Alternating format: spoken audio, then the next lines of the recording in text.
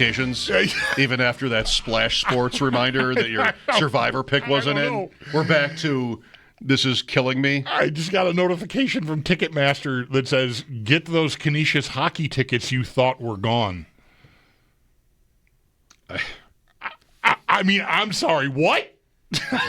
Nothing, I mean, go Canisius hockey, but what?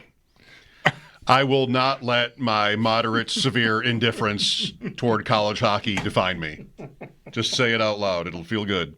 Mike Giardi with us, Boston Sports Journal. I love when the Bills play the Patriots because then we get to talk to Mike. Assuming he says yes. I miss you guys. How you been? It's been good here. We're good. It's nice to hear from you again, Mike. Thanks for making the time for Not us. excited about Canisius hockey? What are we talking about? I am excited about Canisius hockey. I found out earlier today that a kid that we know is actually one of their goalies this year. So I'm excited for that. But it's just a weird thing that I got a notification.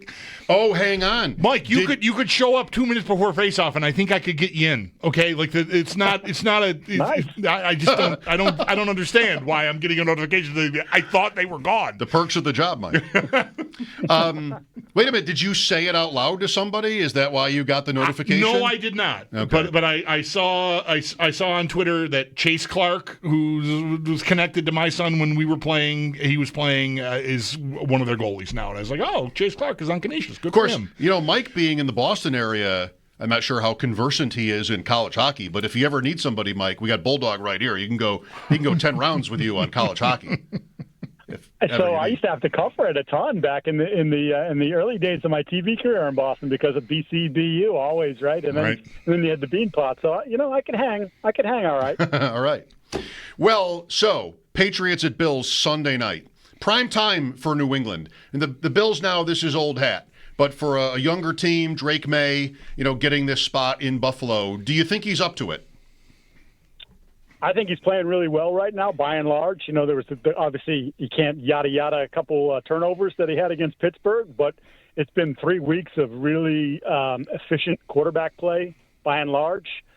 What I will tell you is Drake tends to be amped up for every game, and normally that first drive can be a little bit of a roller coaster. And based on how he was talking this week, I would be careful in the first 5-6 rows of the stands because you might get an unintended target because he might be so jacked up that he fires one in there. Ooh, I happen to be sitting in row 3 and holding on a swivel, and holding a ball that my son and I got at a game once, just randomly. I brought the ball in today, so maybe you're speaking this into existence. We will see. Well, I'm very. I've said it this way, Mike. Like I would not be surprised if New England could pull an upset here. I mean, the opponents the Bills have faced here the last 3 weeks, I would not have ever gotten close to saying the same thing. Covering the spreads is a different thing, but to me, the quarterback is such an important piece, and if he can keep his head on straight, like I feel like he's the next guy in the division and maybe even the conference that I think we should be worrying about. Yeah, the marriage between he and Josh McDaniels and Mike Vrabel, who very much has a hand in everything, has gone very well so far. And people were wondering, I remember even talking to people around the league being like, McDaniels, that's so uninspired. And I'm like, well, he does have a good track record beyond Tom, not as a head coach, but just you talk about the quarterbacks that he worked with. He cobbled together a good offense, good-ish offense in 2020, the COVID year, when they signed Cam Newton in July and he couldn't throw. And yet, whatever, they were 7-9. They didn't go to the playoffs or anything, but it was like there were pieces of a competent offense there, and you're like, how is he doing this with that guy that can't play anymore? So you give him someone with the physical tools of Drake, and that's one of the reasons I think Josh was very, very interested in the job long before the job came open, was like he sees it. He sees what the kid is capable of, and like, hey, I'd like to work with him. And there are times when you watch Drake play and you can hear Josh in his ear sort of like, hey, no, just throw it away. Just do that. So he's still learning those parts of it. Yeah. As I mentioned, the 2 turnovers, but then like there was a similar play to the fumble he had against Pittsburgh when against Pittsburgh, everything breaks down around him. He wisely puts the ball to his chest. He's going to run with it or get down, right? And then all of a sudden he sees Trevion Henderson leak out in front of him and he's like, ooh, maybe I can backhand pitch the ball to him like, say Josh Allen does to Spencer Hawes. And the next thing you know, the ball comes away from his body. Herbig chops it down, ball's out. Well, last week against Carolina, and he said, you know what? Just going to take the 1-yard sack. And my offensive lineman will be mad at me because I took the sack, but I didn't turn the ball over. And that is like sort of the progress they're trying to make with him and getting him to realize, like, you don't need to win every play. Yeah. Sometimes that right there is the right thing to do. The lineman will be mad, but whatever. I'll just buy them a truck when the season's over. Right. Like, we'll be okay. He's got the money. He can afford it. Yeah, at least maybe when he gets his second contract. Mike, I've been referring to him a few times this week as Josh Allen Light, and I don't want to be lazy about it. Like, how does that land with you? Because I feel like there are comparisons, but it's all none of it all feels like about three quarters, like size, arm strength, all of it. Is that a compliment or is that doing him a little dirty? So I think from an athletic standpoint, he reminds me more of Herbert than he does of Josh. Like, I think Josh is he's a freak. And I mean that in a good way. Like, not quite Cam Newton freakish at 200. I can't believe I've mentioned Cam Newton now twice, but, that 255-pound, 260-pound bowling ball at running back, at quarterback. But Josh, his ability to withstand some of the physical punishment and dish it out is uncommon for the quarterback position. And Drake's body, he's 230-ish right now. He's still not grown man strong yet on that regard. So I see him as a really good athlete who's capable of making a ton of plays with his legs and certainly can access any part of the field with his arm. But at this point, I see it more as a Herbert-like thing than a Josh-like thing. With Mike Giardi, well, another way of asking a question about May and like what we've got here Sunday night is Bulldog even alluded to it, and we were talking earlier about this. Like, the Tua thing in the AFC East with Allen, I think is close to over. Like, the Bills have beaten the Dolphins they've lost to him once in 14 games or something like that. Like, that has sort of been written. And the Jets, I think, are still trying to figure out what they're going to be at quarterback. They drafted Zach Wilson at 2, right? And then that went away. Yeah. Now Fields. May is in the spot to sort of become the guy here for these two teams, if not for the AFC East.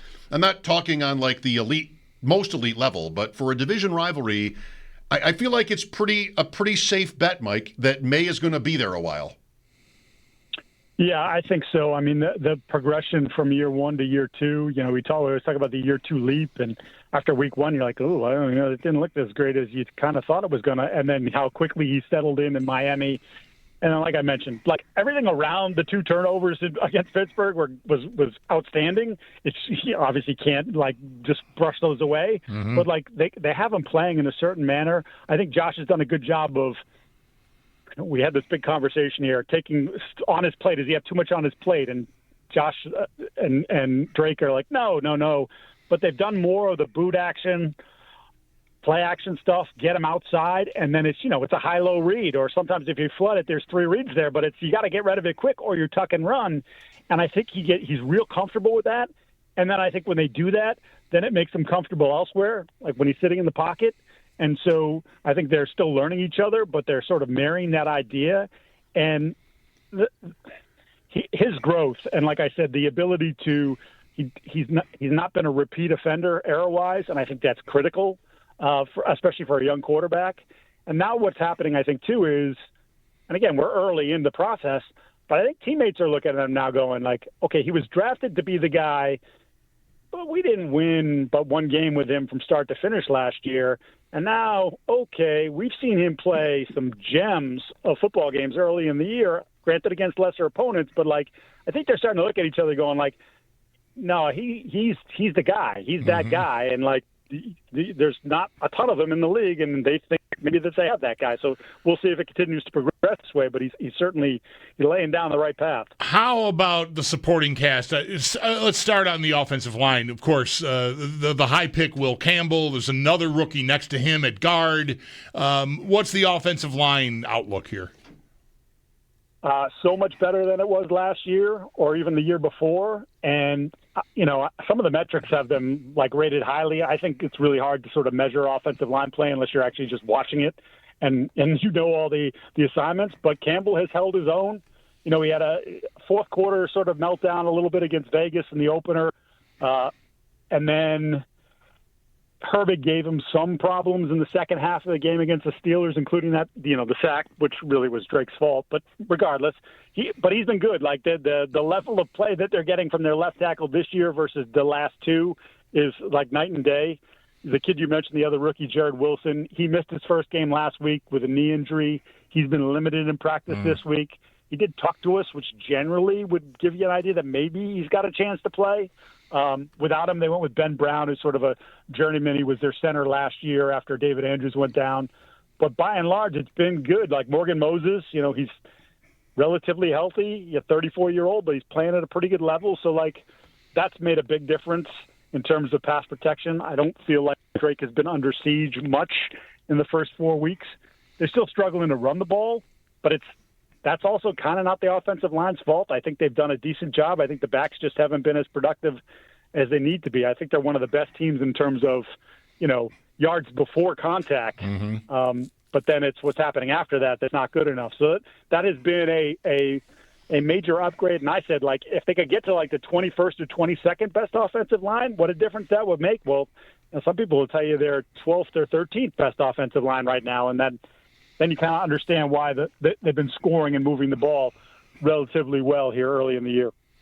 Some people would also say that your point there is a subtle plea for the Patriots to use Travion Henderson more. I don't know. Maybe not. But, if you want to take advantage of a good line, right, Mike? Maybe is it time? Is it time for Henderson? He's been a little impatient as a runner, and I think they're still trying to get him to. He's obviously got this great speed, but settle down just a little bit. Give it another heartbeat, and then that cut that you make, you have already the defender will be getting blown out, and then you're cutting up and you're finding more room to run. And then obviously, as we know, that speed to get to the second level is real. They just haven't been able to find it just yet, but they're still pleased with him. They still think they can get him where we saw him in the summer. With Mike Giardi, Boston Sports Journal. Mike Schopp and the Bulldog here on WGR. Of course, this is also Stephon Diggs' first game back in Buffalo since leaving the Bills. They faced him last year when he played for Houston, and then he was hurt after that. But, there'll be some emotions probably in this game and in the crowd Sunday night. How has Diggs looked to you? He doesn't look as explosive, which I guess is not a surprise, right? Considering it's not even been a year since the ACL injury. But I got to tell you, I was surprised that he was ready to go from week one. And what he has proven to be thus far is a very reliable guy and someone that has already developed a good rapport with Drake Maye. I think it's, I want to say it's 22 targets this season, 19 catches. Okay. And obviously he had the breakout game against Carolina. Some of that was Carolina. But also a credible 33-yard back shoulder throw from him and Drake that sort of illustrates where that relationship is at. And if he can continue to be, I don't think he has to be a 100-yard guy every week, but if he can continue to give them in that, 5-6 catch range and be someone who moves the chains. I mean, you've watched this offense the last however many years and looked at that position. I think every time we talk, we're like, that position is not good. Mm-hmm. He puts them in a place where they may not be good, but they're a hell of a lot better than where they've been, and that's also making a difference. And the tight ends have been good, really good. I mean, and it's funny, they're both veteran guys. And for me, I don't know, this doesn't have to mean anything to anyone else. Hunter Henry and Austin Hooper have been guys that I would easily confuse with one another, thinking about tight ends in the league, and they're on the same team now, which I think helps. It's that H. Right? Yeah. It's a big it's always been a big part of McDaniel's offenses, and I mean, you can go back to Gronkowski and Hernandez, and those are two different, different breeds on a lot of different fronts, obviously. But, that's always been what they wanted to do. They've run a lot of 12 personnel this year. In fact, I think sometimes they've been a little stubborn with it because I don't know that either one of those guys is really would even be an average blocker at this point in their careers. But that's something that they like to live in. But they are reliable. The quarterback trusts them greatly. And, it's funny, every week they've had someone different lead the team in receiving. It was Booty in week 1. It was Ramondre in week 2. Then it was Hunter in week 3 going crazy. And then it was Diggs in week 4. but then sprinkled in there, the touchdown to Hunter last week, big 24-yard tight end screen to Austin Hooper. Like, they get those guys involved and keep them involved over the course of the game. And I think the quarterback likes it. Should be Henderson in week 5, by the way. I'll just say that again. All right. Slipping that in. Stumping for Henderson. Fantasy interests here, Mike. How about on the other side of the ball here? Gonzalez back last week. How did he look, and is he, all systems go moving forward? Yeah, he looks fine. I mean, he pretty much played a full workload until the game was out of reach, and then they took him out. I think it was 48 or 49 snaps. They didn't do, not that necessarily Carolina's offense requires anybody to travel with anyone, although Pet's not bad, McMillan. But, they played sides, and they didn't go crazy with man-to-man stuff. But he recovered well. He says he feels fine this week, expects, that he's capable of doing all the stuff he's doing. And this is kind of how they built their defense, right? They wanted this a strong interior, and they've been getting that with Barmore and Milton Williams, although, as you guys mentioned in the update there, Williams did not practice today, and that's a concern because I'm assuming that happened in practice yesterday because we talked to him before practice on Wednesday, and he was in great spirits and moving fine. And then we didn't see him at all today in the locker room, and he wasn't out of practice. That would be a tough blow for them if they don't have him. But it's those two interior guys, and then it's the two corners. As Mike Vrabel said, we want to play cat coverage. You got this cat, I got that cat. They haven't had that until last week. They didn't have to deploy it that way last week against Carolina, and maybe they look at Buffalo and say, who's the number one? But there's also, in money downs, that's where you can start to do some of that stuff too. They didn't, like I said, they didn't do it last week, but I could see them we fear Kincaid on third downs. We might move one of these guys over Kincaid on a third down, or whatever the Khalil Shakir, whatever they think is the danger zone there in those spots that they might do that. You mentioned Barmore. Is he fine? There was last year blood clots, serious health issues. Yeah. He's all good. Yeah, it's interesting. They managed him all spring and summer, and even during the course of the first 3 weeks of the season, 4 weeks of the season, he's missed a day of practice. And it's not a health thing. It's just they go maintenance. So they did a lot with that over the summer, where it was yeah, he's practicing today, but not really. He's working one-on-ones with one of the pass rush specialist guys and not participating in team drills and things like that. So I don't know if that's a result of what happened. My guess is it is. He doesn't want to talk about it anymore. So, you can only get so far with that. Mm-hmm. But last week he chewed up Carolina. And granted, it was against backups because Robert Hunt is on IR. But, that's the thing that you're supposed to do, right? When you're paid that kind of money, you're that type of impact player like he was in 2023, you're supposed to take the lesser guy and throw him around. And they did. And then that opens things up for Williams. And when they're doubling Williams, which has been more of what's happened over the first 4 weeks, then it's Barmore getting the single blocks and causing havoc. So it's been a good combination. As Williams was telling me yesterday, he's like, I told you guys since the day they signed me, there's going to be pick your poison. You can't double both of us. You just can't do it. So they got to pick. And when they pick, it's up to the other guy to make them pay. And they've done a pretty good job of that so far. Last thing, Mike, quickly, the Bills so far, 4-0, and I'm not going to try to tell you, which you already know, about how just in a given week, things can really look different than the week before, thinking of the AFC and the league. But there's a feeling, I think, maybe around football, if it's not their year this year, when will it ever be, given how Kansas City and Baltimore, the starts they're off to? I wonder and you guys are obviously much closer to it every single day, but, I still wonder about the defense a little bit. And I know there's injuries, but you start to wonder, Matt's probably never going to be fully healthy. That's just maybe the track of his career now. And, those sorts of things, are they a playmaker short on defense would be my concern for them? Or are they maybe not stout enough on the interior and teams are being able to run on them? That's going to be a question that Brandon Beane's going to have to answer probably soon. I know they get a couple guys back off suspension list, and maybe that makes. But if I was him, I'd keep an eye on the market and see what's going on, because you're right. Everything is lining up for them just perfectly. Do you want to push it over that? You want to give yourself a little bit more ammunition as you go into the latter half of the season. We'll talk about that some more here soon. Thank you, Mike. I'm not sure if you're making the trip, but looking forward to Sunday night. I'm looking forward to it. All right. Very good. Looking forward to it. I get to say goodbye to, it's not Ralph Wilson anymore, but, I've said it a million times, It's one of my favorite places, if not my most favorite place to watch a game, because that crowd is crazy, and that environment's going to be awesome on Sunday night. Yeah, it should be white out. Plus, you'll get to see the new place across the street as you sit from the press box, which is surreal, I think, to many of us. Yep. Very good. Thanks for your time as always, Mike. Thanks, guys.